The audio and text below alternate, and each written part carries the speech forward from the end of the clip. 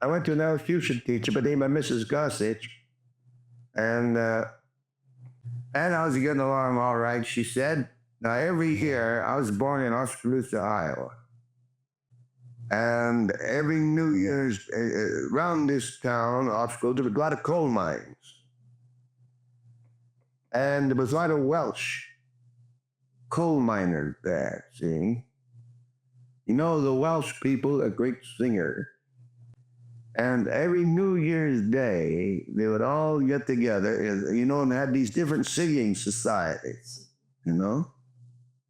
And every New Year's Day, they would meet and have what they called an Eisteddfod, compete for prizes in the opera house there. And one time my elocution teacher says, I'm going to put you in the Eisteddfod with a recitation. And she gave me a piece called How Ruby Played. It's a farmer's description of the piano playing of the great Rubinstein, you know? He says, well, sir, you have the darndest, funniest looking piano you ever laid your eyes on. It looked like a distracted billiard table on 3 legs. And I gave this recitation, everybody laughed. I won the first prize. And everybody laughed. And from then on, I wanted to make people laugh. When I ran away from home, I sold newspapers, I hot bells, motels. I did a little bit of everything. And I went to work for a baker by the name of Schultz in St. Louis. And while I was in St. Louis, I saw Cobendell. I don't mean Cobendell, I mean Weber and Field. It was, back. And I said, I could do that. I can do that Dutch dialect. So I got a hold of some funny books and wrote myself a monologue. And in those days, every Dutch comedian wore a crop wig, you know. It's blonde and came down to here, and a chin piece. See? You had to do that to be a Dutch comedian. Well, Schultz was Dutch, the fellow I was working for in the bake shop, and he had a mustache come down like this, see? I said to myself, why should I dress like everybody else? I'll be different. Schultz is Dutch, I'll use Schultz's mustache. In those days, all mustaches come out straight out like this, see? And when I come out with this other mustache, it's my own mustache on, to do a cop, everybody looked at me and Sennett laughed. You thought it was funny as hell. I come out with that mustache of mine. They called me Mr. Walrus. Mabel Normand did. I was in vaudeville then. I went from there into stock. I come out here. I went to dramatic school. I had been in vaudeville. I had worked in stock, you know, and always wanted to be a comedian. So I was up in San Francisco, and the L.G. Barnes show was up there getting ready to go on the road, you know. I heard about it, so I got my pictures of my old monologue, you know, the Dutch makeup. And we used to sing the song, Heinz, Heinz, what's the matter with Heinz? Heinz is bobbling down the street. What's the matter with Heinz's feet? See? So I took these pictures out there, and I told them what I did. That we can put you in the concert, see? And you can also clown on the show. I said, fine. So I went to work for him for $20 a week board. And they wintered down here at Venice, California, you know? About 30 miles from Los Angeles. And there was nothing left to do during the winter except pay figures for your board. And I had seen the Keystoners and the Keystone Cops, you know, in the theaters when I was out on the road. So I come in and I looked up found out where the Keystone studio was, and I just went out and sent it for a job. Then it says, are you funny? I said, well, I was clowning on the L.G. Barnes show. Well, leave that up to you. said, well, stick around and didn't use you. Couldn't cab. And I was at 1912, you know. And let's see, I went to Majestic in 13, and Chaplin came in 13. I was there with them about almost 6 years, and I went from $3 a day to 300 a week in 6 years. Yeah, I was getting 300 with Sennett. Well, Sennett made me mad. He and I were old friends, you know. We'd worked together for 5 years. We acted together. Sennett used to act too. And my contract was up. And Fox is starting the comedies called Sunshine Comedies. And Hampton Dale Root, who was the head of our scenario department, was producing over there. So he came out to the house to see me one evening, and he said, Chester, we'll give you $500 to make Sunshines. And I said, fine. I said, but I'll take it up to Sennett. If Sennett can meet us, I'm going to stay with Sennett. Because he's the one that gave me my chance, you see. Started me in the business, and I appreciated it. He says, well, all right, it is, but we give you $500. So it was on a Saturday. My contract was up. It was also payday. And Sennett had just got a manager, studio manager by the name of Waldron. See?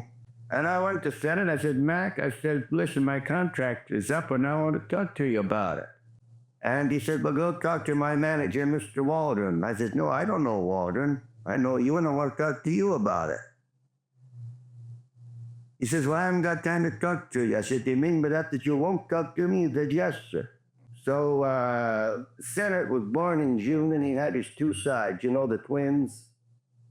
He wasn't feeling good. He could be tough on you. If he was feeling good, why, he was a great guy. He says, I says, that you mean that you won't talk to me? He says, yes, sir. I says, all right. So I went down, got my check, went to my dressing room, packed all my stuff, and put it in the car. I drove over to Fox Studio Saturday afternoon. I signed the contract. Monday morning, I went to work for Fox. And on a Wednesday, this is what they tell me. On a Wednesday, somebody said to Sennett, he says, Chester's over making Sunshine Comedies at Fox. He says, what are you talking about? Well, he says he is. He's over there at Sunshine. He says, like Elliot. So he says he is. You call up over there, you'll find out. So we did. We called at Fox Lock. Said, yes, Chester's over here, signed a contract with us. He said Sennett was so mad, he just jumped up and down. So that's how I left Sennett. You know, a lot of the boys at Keystone were just clowns. And they're both splendid actors. They both had a lot of stage experience. And they were both very good actors. Whereas Ben Turpin, he was a lousy actor. He was just a freak. And funny to look at, you know. Ben was a very good Catholic. And his director told him one time, the director tried to get him to do a scene, he wouldn't do it right. Either he wouldn't or he couldn't.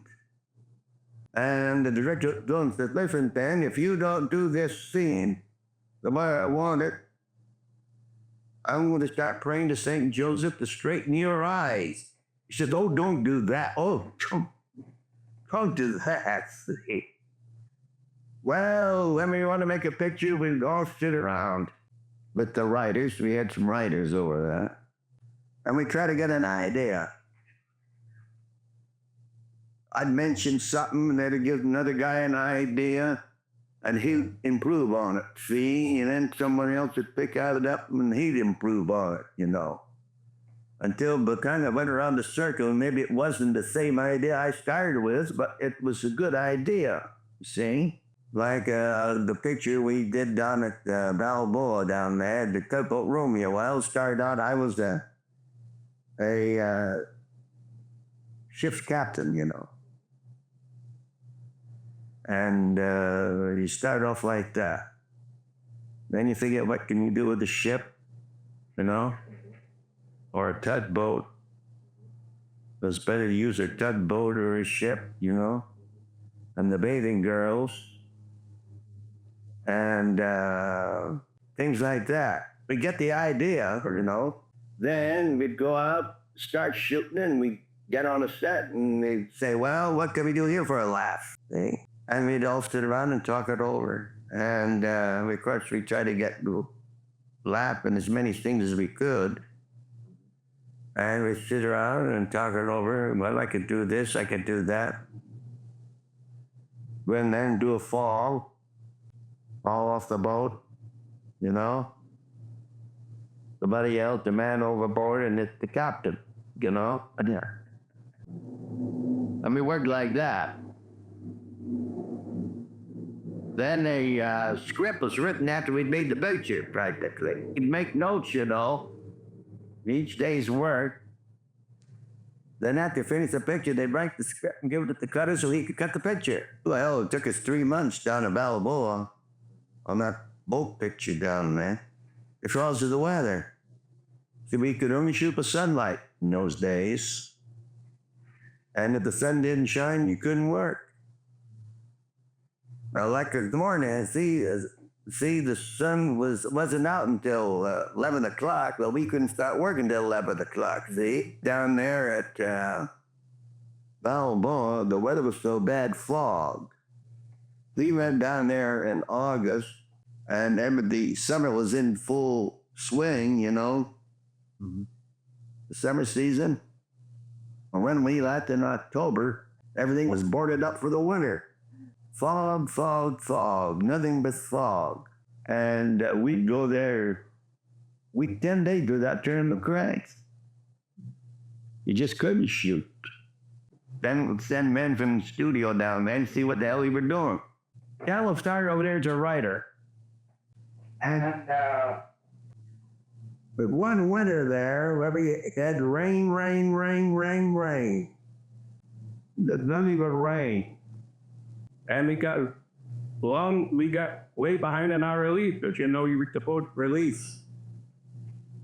So a couple of weeks, you know, or maybe one of we got to get to what it was at that time, that now. Many we were supposed to release.